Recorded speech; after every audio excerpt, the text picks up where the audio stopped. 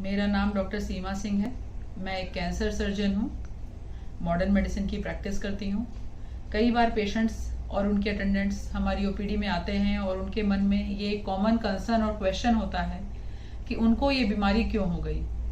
कभी उन्होंने अल्कोहल नहीं लिया, कभी उन्होंने स्मोकिंग नहीं की, टोबैको चीविंग नहीं की, गुटखा, सुरती, खैनी, ये सारी चीज़ों का कभी इस्तेमाल नहीं किया, फिर उनको कैंसर क्यों हो गया। कैंसर क्यों, फिर लोग कहते हैं कि नहीं ये पुराने कर्माज हैं। तो आज एक क्वेश्चन का आंसर हम यहाँ से लेके जाएंगे इस वीडियो देखने के बाद, कि क्या हम अपने ऐसे कुछ कर्म कर दें या कर्म करें जिससे कि कैंसर डायग्नोस उस स्टेज में हो जाए जहाँ पे इसका पूरा क्योर संभव हो, या हम ऐसे कुछ कर्म या डीड्स करें कि जिससे कि कैंसर डायग्नोस होने के पहले ही किसी पेशेंट या अटेंडेंट को पता चल जाए कि उसको आगे 15 साल बाद या 10 साल बाद कैंसर हो सकता है, तो उस चीज का वो आज ही इलाज कर ले कि उसे कैंसर हो ही ना। तो इसका आंसर है यस, ऐसा हो सकता है। तो वो कर्मा क्या है? वो कर्मा है स्क्रीनिंग प्रोग्राम। अगर आप एक अपना छोटा सा कर्म या डिसीजन या मिथ और फियर को हटा दें कि अगर कैंसर ओपीडी में गए और स्क्रीनिंग कराया तो कहीं कुछ निकल आया, तो निकलेगा तभी अगर वो बॉडी में होगा। अगर वो बीमारी बॉडी में नहीं है तो वो किसी भी इन्वेस्टिगेशन में नहीं आएगी।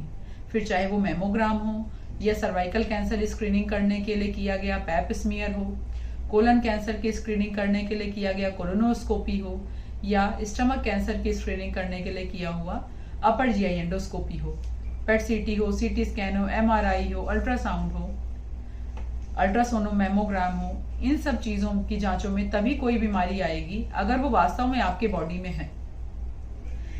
आपको स्क्रीनिंग से उस बीमारी का पता चल सकता है।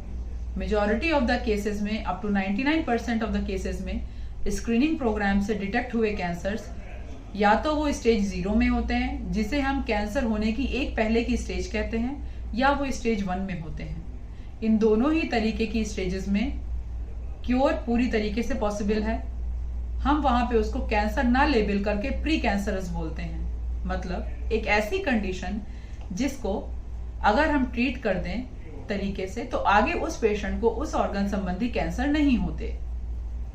इसीलिए अगर हम अपने कर्मों में या डीड्स में एक ये छोटा सा चेंज लाएं कि एनुअल एक स्क्रीनिंग प्रोग्राम में पार्टिसिपेट करें, प्रॉपर कैंसर सर्जन या कैंसर फिजिशियन जो मेडिकल ऑन्कोलॉजी, रेडिएशन ऑन्कोलॉजी इनकी प्रैक्टिस करते हैं या सर्जिकल ऑन्कोलॉजी की प्रैक्टिस करते हैं, उनसे मिलके अपने रिस्क फैक्टर्स को इवेलुएट करा के ये डिस्कस कर लें कि क्या किस ऑर्गन से बेस्ड आपको स्क्रीनिंग करानी चाहिए। क्योंकि हर पेशेंट के बॉडी हैबिटस, उसकी फैमिली कंडीशंस और उसकी पुरानी फैमिली हिस्ट्री और पर्सनल हिस्ट्री को ध्यान में रखते हुए हर ऑर्गन के अलग स्क्रीनिंग प्रोग्राम्स होते हैं।